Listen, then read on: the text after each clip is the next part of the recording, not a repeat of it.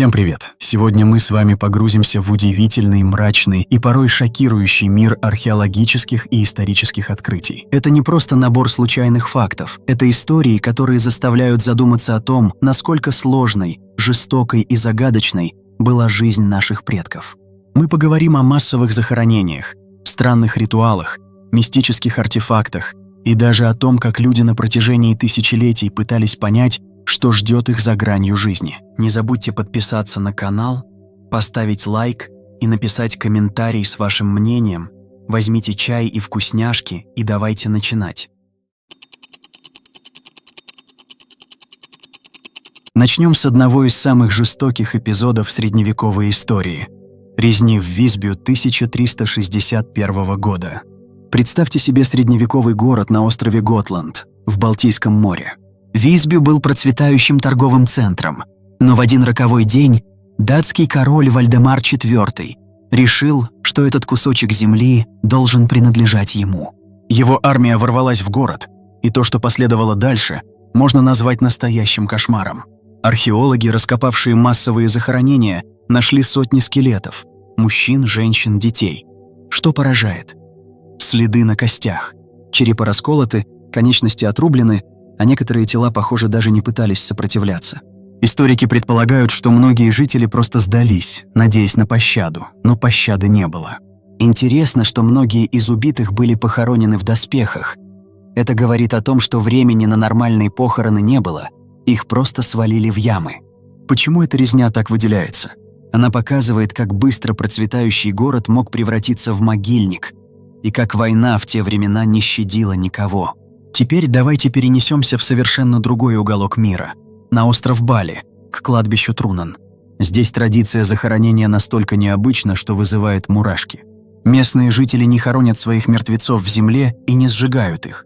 Вместо этого тела умерших кладут в бамбуковые клетки и оставляют на открытом воздухе. Со временем плоть разлагается, и кости остаются лежать под священным деревом, которое, кстати, источает странный аромат, маскирующий запах тлена. Когда клетки заполняются, черепа аккуратно выкладывают в ряд под деревом. Что интересно, никто точно не знает, почему этот обычай появился. Некоторые считают, что это связано с верой в духов природы. Другие, что это способ сохранить связь с предками. Но представьте себе, вы идете по тропе, а вокруг вас черепа, глядящие пустыми глазницами. Это не просто жутко, это заставляет задуматься о том, как разные культуры воспринимают смерть. Продолжая тему жертвоприношений, давайте поговорим о Корее и Китае. В Корее археологи нашли останки людей, принесенных в жертву при строительстве дворца Кёнбокун в XIV веке. Это были молодые мужчины и женщины, которых, судя по всему, убили, чтобы усилить здание, сделать его нерушимым. В Китае же жертвоприношения доходили до эпических масштабов. Когда умирал правитель, с ним нередко хоронили целые армии – воинов, лошадей, слуг. Их заживо замуровывали в гробницах, чтобы они служили своему господину в загробной жизни.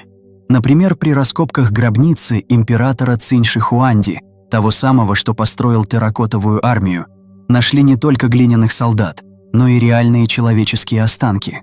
Это заставляет задуматься, насколько сильно вера в загробный мир управляла людьми, и каково было этим жертвам осознавать свою судьбу. Теперь давайте перейдем к странным артефактам. Вы слышали про железные маски? Нет, не те, что из романа Дюма, а настоящие, найденные археологами. Римские солдаты и кочевые племена Центральной Азии использовали их в бою. Это были не просто шлемы, а полноценные маски, закрывающие лицо, с прорезями для глаз. Некоторые из них украшены зловещими узорами, словно созданы не только для защиты, но и чтобы внушать ужас врагу. Интересно, что такие маски находили даже в захоронениях, что наводит на мысль, возможно, они имели и ритуальное значение. Представьте себе воина в такой маске. Он выглядит как демон из ночных кошмаров. А что насчет пещерного искусства в Алабаме? В 1990-х годах спелеологи наткнулись на рисунки в одной из труднодоступных пещер.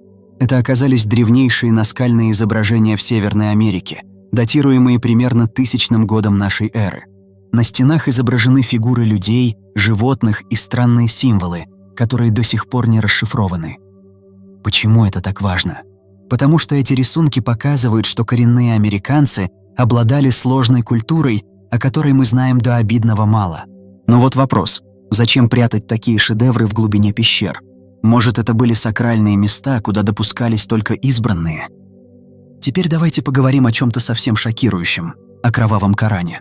Это реальная книга, созданная по приказу Саддама Хусейна в 1990-х годах. Он решил, что хочет Коран, написанный его собственной кровью. За 2 года у него взяли около 27 литров крови, которую смешали с чернилами, и каллиграф создал этот жуткий артефакт. После падения режима книга хранилась в секретном месте в Ираке, и до сих пор никто не знает, что с ней делать – уничтожить как кощунство или сохранить как исторический объект. Это поднимает вопрос – где грань между верой, безумием и жаждой власти? Перейдем к необычным захоронениям. В Грузии археологи нашли скелеты пары, похороненной без голов. Черепа так и не обнаружили, но кости рук и ног носили следы ударов. Что это было? Ритуальное убийство? Наказание? Или, может, головы забрали как трофеи? А в Трансильвании нашли захоронения с урнами рядом со скелетами. Некоторые ученые считают, что в этих сосудах была еда или напитки для загробной жизни. Но почему именно урны, а не что-то другое? Это намекает на сложные верования, о которых мы можем только гадать. Еще одна удивительная традиция – модификация зубов у майя. Они подпиливали зубы до острых форм и инкрустировали их джейд или другими камнями. Это было не просто украшение, это показывало статус, связь с богами. Но представьте себе боль. Никаких анестетиков, только каменные инструменты. Это говорит о том, насколько далеко люди готовы зайти ради красоты или веры. Теперь давайте вспомним исторические войны. Битва при Дунаре 1650 года – малоизвестный, но кровавый эпизод. Шотландские солдаты, попавшие в плен к англичанам, были безжалостно зарублены. Их останки нашли спустя века. Десятки тел с отрубленными конечностями. А резня на острове Элланд в V веке. Жители были убиты так жестоко, что археологи до сих пор спорят, кто это сделал и почему. Тома сожжены, тела брошены. Это как сцена из фильма ужасов, только реальная. Мистика тоже не обошла нас стороной. Плачущие статуи – феномен, о котором говорят века. В католических храмах иногда находят изваяние Девы Марии, из глаз которых текут слезы или даже кровь. Наука пытается объяснить это конденсацией или химическими реакциями, но верующие видят в этом чудо. А кровь святого Януария в Неаполе – высохшая субстанция в ампуле, которая трижды в год якобы становится жидкой.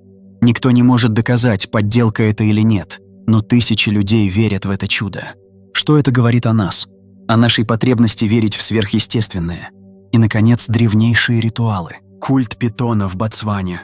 70 тысяч лет назад люди поклонялись огромной змее, вырезали ее изображение в камне и приносили дары. Это одно из первых свидетельств религиозных практик человечества. А цивилизация Сан-Синдуй в Китае? Бронзовые маски с выпученными глазами, статуи странных существ.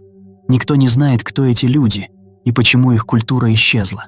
Это как загадка, которую мы, возможно, никогда не разгадаем. Все эти истории объединяет одно.